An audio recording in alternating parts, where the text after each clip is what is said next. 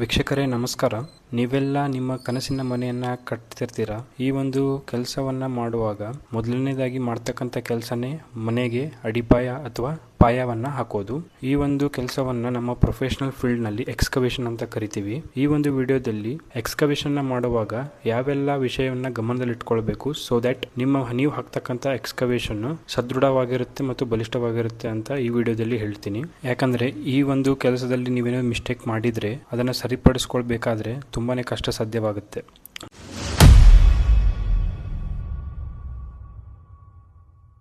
ಮೊದಲನೇದಾಗಿ ನೀವೇನು ಸೈಟ್ ಇರುತ್ತಲ್ಲ ಆ ಸೈಟ್ನ ಕ್ಲೀನ್ ಮಾಡಿಸಿರಬೇಕು ಮತ್ತು ಎತ್ತರ ಇಳಿತ ಅಂದರೆ ಅಪ್ಸ್ ಆ್ಯಂಡ್ ಡೌನ್ಸ್ ಏನಾದರೂ ಇದ್ದರೆ ಅದನ್ನು ಲೆವೆಲಿಂಗ್ ಮಾಡಿಸಿರಬೇಕು. ಎರಡನೇ ಪಾಯಿಂಟ್ ಏನಂದರೆ ನೀವು ಒಬ್ಬ ಒಳ್ಳೆ ಇಂಜಿನಿಯರ್ ಅಥವಾ ಆರ್ಕಿಟೆಕ್ಚರ್ ಕಡೆ ಹೋಗಿ ನಿಮ್ಮ ಮನೆಯ ಬ್ಲೂ ಪ್ರಿಂಟನ್ನು ತೆಗೆದುಕೊಂಡಿರಬೇಕು. ಆ ಒಂದು ಬ್ಲೂ ಪ್ರಿಂಟ್ನಲ್ಲಿ ಸೆಂಟ್ರಲ್ ಲೈನ್ ಮಾರ್ಕಿಂಗ್ನ ಕೂಡ ನೀವು ತೆಗೆಸಿರಬೇಕು. ಮೂರನೇ ಪಾಯಿಂಟು, ಇನ್ ಕೇಸ್ ನಿಮ್ಮ ಪ್ಲಾಟ್ನಲ್ಲಿ ಏನಾದರೂ ಬ್ಲ್ಯಾಕ್ ಕಾಟನ್ ಸಾಯಿಲ್ ಅಂದರೆ ಕಪ್ಪು ಮಿಶ್ರಿತ ಮಣ್ಣು ಏನಾದರೂ ಇದ್ದರೆ ಆ ಒಂದು ಕಂಡೀಷನಲ್ಲಿ ನೀವು ಸಾಯಿಲ್ ಟೆಸ್ಟಿಂಗ್ ರಿಪೋರ್ಟ್ನ ಪಡೆದುಕೊಂಡಿರಬೇಕು.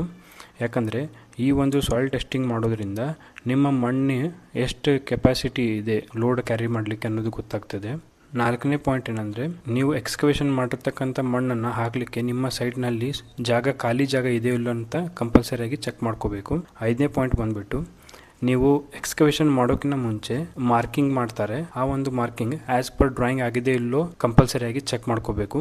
ಆರನೇ ಪಾಯಿಂಟ್ ಬಂದುಬಿಟ್ಟು ನೀವು ಏನು ಚೆಕ್ ಮಾಡಬೇಕಂದ್ರೆ ಎಕ್ಸ್ಕವೇಷನ್ನ ಮಾಡಿದ ನಂತರ ಅದರ ಲೆಂತು, ವಿಡ್ತು ಮತ್ತು height as per engineer suggestion ಅಥವಾ ಅಪ್ ಟು ಹಾರ್ಡ್ ಸ್ಟಾರ್ಟ್ ಅಂದರೆ ಗಟ್ಟಿನೆಲ್ಲ ಸಿಗೋವರೆಗೂ ಎಕ್ಸ್ಕವೇಷನ್ ಅಂದರೆ ಮಣ್ಣನ್ನು ತೆಗೆದಿದ್ದಾರೋ ಇಲ್ಲೋ ಅನ್ನೋದನ್ನು ಚೆಕ್ ಮಾಡ್ಕೋಬೇಕು. ಲಾಸ್ಟ್ನೇ ಪಾಯಿಂಟ್ ಏನಂದರೆ ನಿಮ್ಮ ಮನೆಯ ಸದಸ್ಯರ ನೀರಿನ ಬಳಕೆಯ ಆಧಾರದ ಮೇಲೆ ನಿಮ್ಮ ಮನೆಯ ವಾಟರ್ ಟ್ಯಾಂಕ್ನ ಮಾರ್ಕಿಂಗ್ ಮಾಡಬೇಕು. ಮಿನಿಮಮ್ ಅಂದರೂ ನೀವು 8,000 to 10,000 ಲೀಟರ್ ಕೆಪಾಸಿಟಿ ಇರ್ತಕ್ಕಂಥ ವಾಟರ್ ಟ್ಯಾಂಕ್ನ ಕಟ್ಕೊಳ್ಬೇಕು. ಇದಿಷ್ಟು ಮಾಹಿತಿ ನಿಮಗೆ ಇಷ್ಟ ಆಗಿದೆ ಅಂತ ತಿಳ್ಕೊತೀನಿ. ಇನ್ನೂ ಹೆಚ್ಚಿನ ಮಾಹಿತಿಗಾಗಿ ನಮ್ಮ ಪೇಜನ್ನು ಫಾಲೋ ಮಾಡಿ. ಧನ್ಯವಾದಗಳು.